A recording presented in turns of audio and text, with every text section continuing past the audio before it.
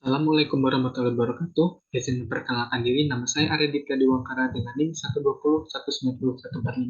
Di sini saya akan menjelaskan mengenai studium general yang saya ikuti, yaitu IPK doang mana cukup, kupas tuntas tips and trik di dunia pekerjaan yang dilaksanakan pada Senin 20 November 2023. Studium generalnya terjadi menjadi 3 sesi, yaitu sesi pertama tentang leadership, interpersonal, dan teamwork, yang kedua tentang gaya hidup sehat, dan yang terakhir tentang public speaking.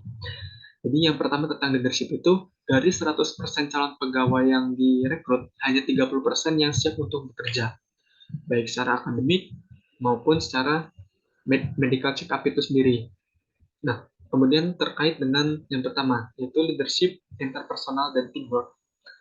Yang pertama itu adalah being impactful at workplace atau menjadi bermanfaat di dunia kerja atau di tempat kerja. Dengan caranya yaitu membangun kepercayaan diri. Nah, dengan cara membangun kepercayaan diri ini adalah merasa kita kadang-kadang merasa inferior, itu merasa gelisah, tidak percaya dengan diri sendiri, ataupun takut salah untuk melakukan sesuatu. Gitu. Nah, dalam dunia kerja itu kita perlu yang namanya membangun confidence, baik dari diri sendiri ataupun ketika melakukan kontak atau berkomunikasi dengan tim. Kenapa? Karena ketika kita melakukan merasa tidak percaya diri ketika sedang di dunia pekerjaan itu kita membuat seperti tim itu tidak percaya dengan kita karena kita sering salah atau berbicara dengan gugup, dengan gagap, ataupun berbicara dengan bahasa yang tidak jelas. Sehingga kadang-kadang di dunia pekerja mungkin mereka tidak akan percaya kepada kita karena kita merasa tidak percaya dengan diri kita sendiri. Nah, kemudian bagaimanakah tips untuk agar tidak dapat agar menghilangkan merasa inferior atau merasa gelisah, tidak percaya terhadap diri sendiri? Itu yang pertama adalah kita harus jangan takut salah dengan apa yang kita lakukan. Nah, dengan tidak jangan takut salah ini kita menjadi orang yang proaktif atau menjadi orang yang aktif. Nah, yang kedua itu adalah finding your meaningful purpose atau mencari uh, tujuan yang bermanfaat ketika kita ingin bekerja. Nah, dalam pekerjaan itu kita pasti pertama ingin mencari uang. Nah, selain uang itu apa sih yang kita ingin capai gitu yang bermanfaat baik diri kita, orang di sekitar kita ataupun yang lainnya yang bermanfaat untuk sekitar. Nah, kemudian itu kadang suatu uh, perusahaan itu pimpinan perusahaan pasti percaya harus memiliki tujuan positif untuk membuat perubahan di dunia. Jadi purpose itu biasanya defined by the company atau di-define tujuan itu didefinisikan atau dihasilkan dari tempat kita bekerja. Jadi misalnya kita bekerja di tempat makanan, pasti tujuan kita untuk membuat makanan yang enak, membuat makanan yang uh, bermanfaat bagi orang gitu. Nah, biasanya apa yang karyawan inginkan itu adalah becoming a good team player, yaitu menjadi orang yang bermanfaat untuk suatu pekerjaan tim. Nah, bermanfaat dengan tim itu kita se sebisa mungkin berkontribusi yang paling besar dalam satu tim.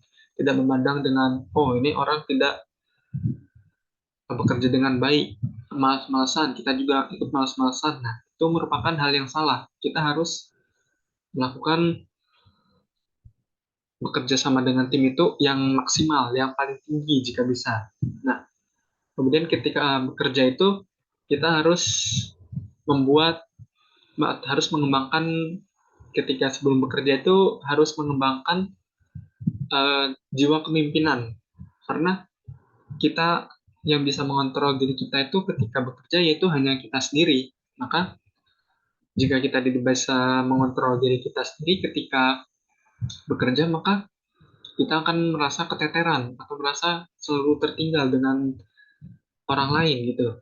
Nah, kemudian itu ketika Yang lain dibutuhkannya itu adalah eh, kita harus memiliki trait-trait atau apa jiwa-jiwa kepemimpinan atau perilaku yang mencerminkan bahwa kita itu seorang pemimpin. Nah, bagaimana dengan cara nih kita membangun itu seperti kita melihat orang yang paling terdekat kita ketika bekerja, yaitu manajer kita atau mungkin atasan atasan kita sendiri. Bagaimana dia bisa ber ngomong di depan kita, misalnya seperti itu. Nah, kemudian yang lainnya adalah bagaimana kita bisa membuat berbicara dengan tim itu bermanfaat. Nah, kita melihat dari pimpinan dari orang terdekat kita sendiri itu pertama pemimpin kita.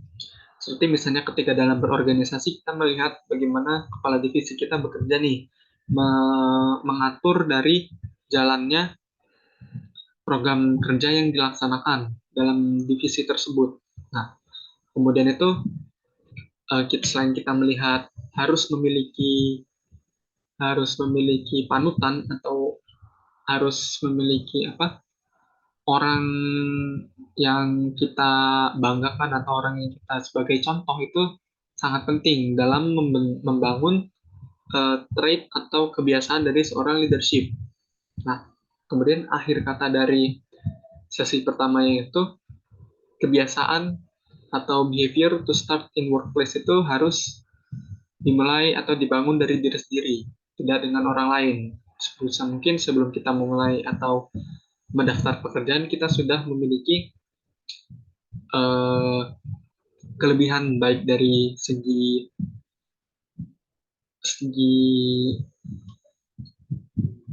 segi pendidikan ataupun segi bidang teknis lainnya tentang pekerjaan itu sendiri maupun segi soft skill-nya tentang berbicara depan umum, bisa berkomunikasi dengan baik, memiliki jiwa kepemimpinan dan lain-lain. Nah, kemudian kita masuk ke sesi kedua yaitu gaya hidup sehat. Nah, gaya hidup sehat itu yang pertama pasti adalah olahraga. Kenapa olahraga penting? Olahraga dilakukan seminimal-minimal mungkin itu ada 30 menit sehari. Nah, tujuan dari olahraga 30 menit sehari itu yaitu yang pertama untuk membakar kalori tubuh dan juga membantu mengalirkan banyak oksigen ke dalam sel-sel tubuh. Ketika kita olahraga pasti kita akan merasakan detak jantung kita itu merasa berdebar. Nah, berdebarnya dengan yang pastinya dengan normal, dengan tidak berlebihan gitu kan. Nah, berdebarnya itu baik bagi tubuh karena jantung memompa banyak oksigen ke dalam seluruh tubuh sehingga membuat tubuh kita menjadi lebih sehat. Nah, kemudian yang kedua itu mengkonsumsi makanan sehat yang pasti dan yang pasti kita ketahui you are what you eat. Ada banyak orang mengatakan you are what you eat atau kau adalah apa yang kau makan. Maka misal kita sering makan pete misalnya. Nah, pasti apa yang terjadi? Kadang mulut kita jadi bau dan tidak enak didekati orang-orang atau mungkin ketika kita masuk WC untuk maaf eh, buang air kecil gitu kan pasti akan sangat bau gitu atau makan jengkol gitu sering makan jengkol. Nah, makanya dari itu kita harus mengkonsumsi makanan sehat. Yang harus dilakukan yaitu seminimalnya 4 sehat 5 sempurna. 4 seperti ada karbohidrat, terus protein, baik lemak maupun hewani, terus vitamin, mineral, terus ada yang apa tambahan-tambahan lainnya seperti minum suplemen atau yang lain-lainnya dan terakhir ada minum susu. Nah, kemudian itu untuk gaya hidup sehat lainnya yaitu kita harus mencukupi kebutuhan konsumsi air yaitu dengan minimal itu sebanyak 2 liter per hari. Nah, gunanya dari banyak minum sendiri itu adalah agar metabolisme kita selalu terjaga dengan baik gitu. Nah, dengan adanya minum ini, kita merasa pasti akan lebih segar, terus tidak merasa kelelahan. Makanya ada iklan dari suatu produk itu mengatakan eh, suka bengong gitu harus minum air ini. Nah, itu makanya pentingnya dari air minum sendiri selain untuk menyegarkan dan juga memberikan kita agar lebih fokus lagi gitu. Nah, kemudian tapi yang kadang kita lihat itu adalah kita minum minuman yang tidak sehat atau minum air yang berwarna menggunakan perwarna tidak alami, menggunakan pewarna sintetis yang menggunakan bahan kimia yang mungkin berbahaya, terus sering kebanyakan minuman bersoda, yang terutama yang paling penting adalah kita sering di zaman sekarang itu makanan dan minuman itu pasti rasanya manis. Nah, untuk mengurangi itu kita harus mengurangi 3 jenis makanan apa jenis minuman yang ada yang memiliki kandungan tersebut. Minuman yang manis, minuman bersoda, dan juga minuman yang berwarna pekat, yang berwarna tidak alami. Nah, kemudian itu kenapa sih minuman-minuman tersebut harus dikurangi? Yang pertama, kalau minuman manis pasti kita akan sangat mudah terkena diabetes, gitu kan? Yaitu diabetes tipe 2 yang disebabkan oleh konsumsi gula yang berlebih. Nah, kemudian itu dari minuman yang berwarna pun pasti tidak sehat kan? Makanya sekarang sedang digembor-gemborkan mengurangi makanan atau minuman dengan berwarna yang tidak alami. Nah, kemudian itu pasti tidur yang cukup. Tidur yang cukup ini kita lakukan pasti 7 sampai 8 jam per hari. Kenapa 7 sampai 8 jam per hari? Itu merupakan tidur yang optimal untuk agar tubuh bisa beristirahat dengan baik. Tapi kadang-kadang kita terutama sebagai mahasiswa, kita tidur kadang 1 jam sebelum kelas atau bahkan tidak tidur sama sekali pas malamnya. Nah, itu membuat hidup menjadi tidak sehat dan mengacaukan ritme tidur sendiri dan membuat kita sering terlihat menjadi orang yang lelah. Nah, yang pastinya terakhir itu melakukan kebiasaan-kebiasaan buruk, yang pastinya merokok, mengkonsumsi alkohol, dan lain-lainnya. Nah, kedua hal tersebut pastinya berakibat buruk gitu. Yang merokok pasti buruk untuk dirinya sendiri, untuk paru-parunya, dan buruk untuk orang-orang di sekitarnya. Karena atau kasus terbesar dari perokok atau dari kanker paru-paru itu merupakan perokok pasif, yang merupakan bukan dia yang melakukan kegiatan merokok atau menghisap asap rokok. Nah, itulah kenapa rokok itu kebiasaan buruk atau berbahaya dan dilarang bahkan di beberapa tempat. Nah, kemudian terakhir mengonsumsi alkohol. Alkohol itu tidak baik, terutama untuk ginjal. Apalagi ketika kita sudah minum alkohol, kita berkendara, sangat berbahaya. Makanya ada tilang mengenai minuman beralkohol dengan kadar sekian DUI, atau biasanya di Amerika itu menggunakan alat alat tiup atau DUI itu. Nah, itu sendiri di sekian beberapa persen yang terkandung alkohol di tubuh itu berbahaya, baik untuk lambung ataupun untuk otak kita sendiri.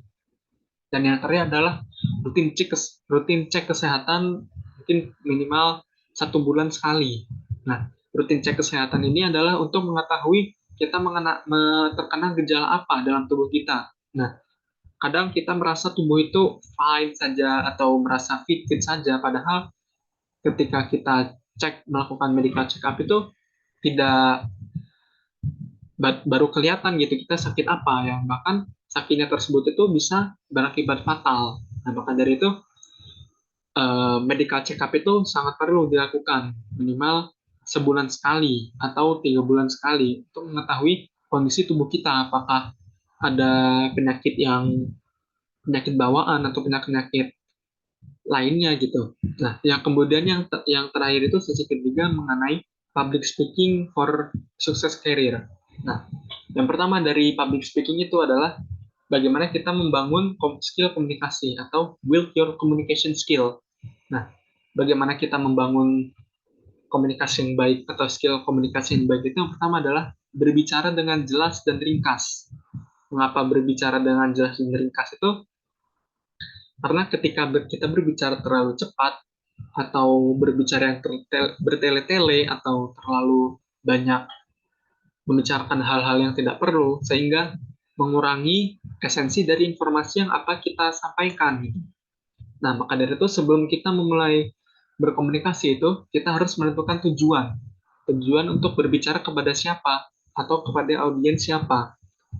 Nah, kemudian itu yang kedua adalah mempersiapkan diri sebelum ingin berbicara.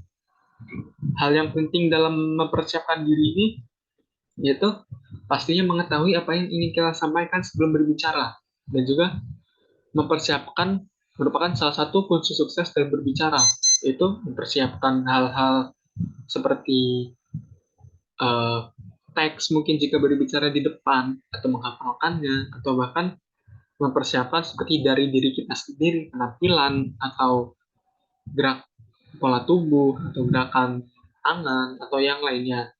Nah, yang kemudian itu berhati-hatilah dalam komunikasi nonverbal. Komunikasi nonverbal itu seperti ekspresi wajah, gerakan tubuh yang mungkin terlalu berlebihan gitu, sehingga membuat orang malah menjadi risih karena melihat kita terlalu banyak melakukan gerakan-gerakan tubuh yang tidak penting. Nah, gerakan tubuh dan ekspresi wajah itu mempengaruhi besar dalam hal-hal pembicaraan. Nah, maka dari itu ada namanya 3V atau 3V. 3V ini adalah merupakan faktor penting dalam berbicara, yaitu adalah yang pertama uh, visual, voice, dan juga verbal. Nah, 3V ini dikemukakan oleh Dr. Albert Mahrebein yang berada di bukunya yaitu Silent Message pada tahun 1971. Nah, dia mengatakan bahwa ada tiga hal penting dalam melakukan komunikasi yang tadi disebutkan, yaitu voice, visual, dan verbal. Nah, buku tersebut juga menerangkan bahwa elemen dalam komunikasi yang efektif itu terbagi menjadi tiga hal yang tadi disebutkan. Itu ada 3 persentase. Yang pertama voice besar 38%, visual 55%, dan yang terakhir verbal sebesar 7%. Nah, dari tiga hal tersebut dipecah, yaitu yang voice itu pasti bagaimana kita berbicara dengan nada yang jelas, volume suara yang terdengar oleh orang-orang, dan kecepatan kita dalam berbicara itu tidak terlalu berlebihan. Nah, sehingga apa yang kita bicarakan itu, informasi yang dibicarakan itu sampai kepada audiens atau lawan bicara kita. Maka dari itu, voice itu merupakan hal penting dalam membentuk komunikasi. Nah, kemudian itu ada namanya visual atau hal-hal di luar nonverbal tadi. Nah, visual itu menerangkan bahwa bagaimana ekspresi wajah kita saat berbicara, kemudian gerakan tubuh atau bahasa tubuh lainnya.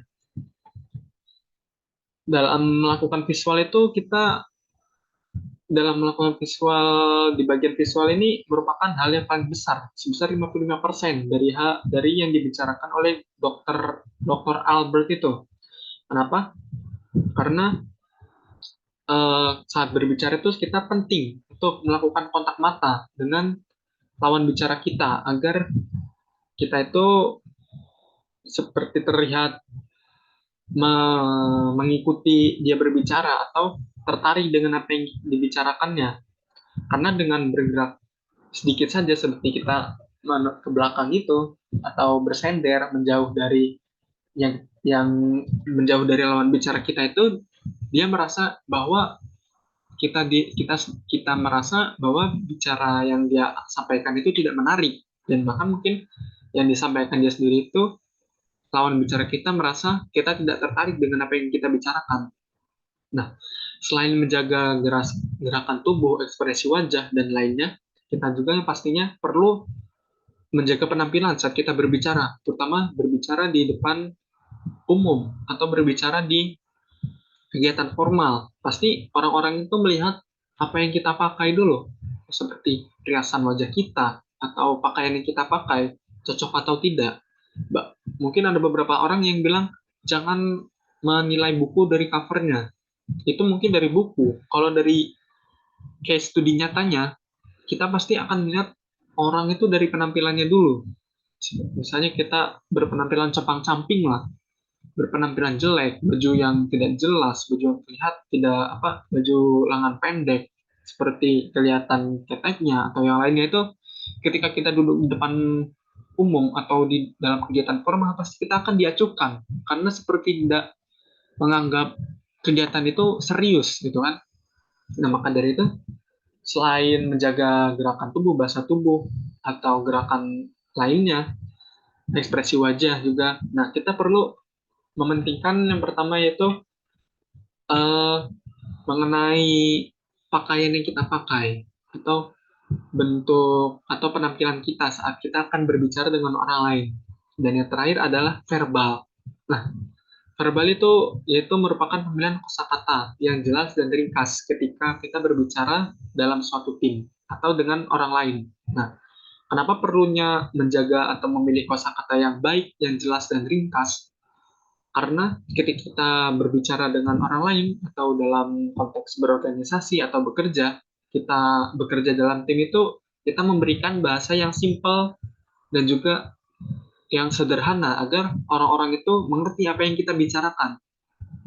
Kemudian juga penggunaan kosakata atau bahasa yang terlalu teknis yang tidak dimengerti orang itu sebaiknya dikurangi atau dihindarkan karena dapat menimbulkan kerancuan atau kebingungan dalam penyampaian pesan yang kita berikan.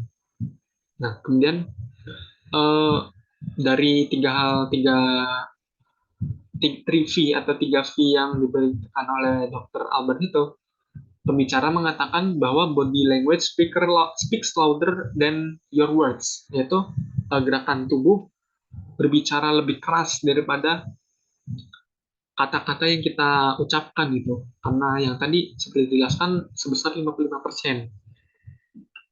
Nah, kemudian itu membangun bagaimana kita berbicara dengan baik itu kita harus sering mendengarkan karena communication merupakan listen atau uh, kita berkomunikasi dengan baik itu pasti kita mendengarkan dengan orang lain yang lebih jago atau lebih hebat dari orang lain. Maka dari itu komunikasi yang baik itu kita pastinya memiliki satu power, the power of listening atau kekuatan dari mendengarkan. Nah, uh, permasalahan terbesar dari komunikasi itu kita we do not listen to understand. Kita tidak mendengarkan untuk mengerti. Kita hanya menjawab, kita hanya mendengarkan untuk menjawab apa yang lawan kata bicarakan.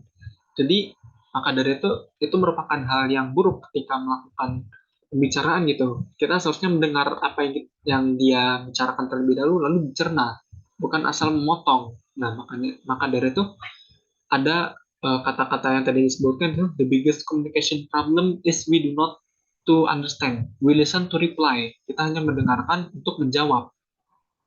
Nah, dengan membentuk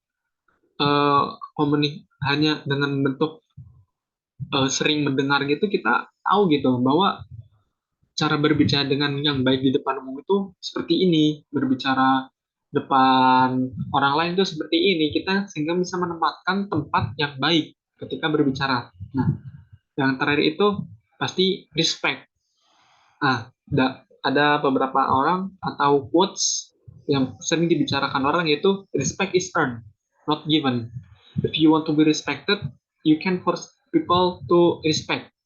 You just because you want them respect while others speaking. Don't reply them. Gitu. Maksudnya respect itu didapatkan gitu, bukan diberikan. Kita didapatkan apa hormat itu pasti dari orang lain. Kita tidak meminta, pasti kita diberikan itu rasa hormat tersebut. Nah, jika kita ingin merasa dihormati, kita tidak bisa menyuruh orang untuk merespek kita atau menghormati kita. Maka dari itu, respect itu kita perlu membangun diri sendiri, seperti kita menghormati orang. Ketika tadi sebelumnya kita mendengarkan orang berbicara, merupakan salah satu bentuk respect kita kepada orang. Sehingga orang atau lawan bicara kita tuh merasa oke, dia merasa dihormatin ketika berbicara, dia didengarkan terlebih dahulu. Nah, maka dari itu respect while other speaking. Nah, ketika ada orang yang berbicara itu kita harus menghormatinya. Jangan sedikit-sedikit tidak suka apa yang dibicarakan harus dipotong. Nah, itu yang membuat buruk gitu ketika melakukan pembicaraan, sehingga orang-orang merasa tidak dihormati atau menjadi tidak enak berbicara dengan kita atau orang lain. Mungkin segitu saja yang dari akhir dari ringkasan materi yang saya bicarakan. Terima kasih sebelumnya. Wabillahi taufiq wal hidayah. Wassalamualaikum warahmatullahi wabarakatuh.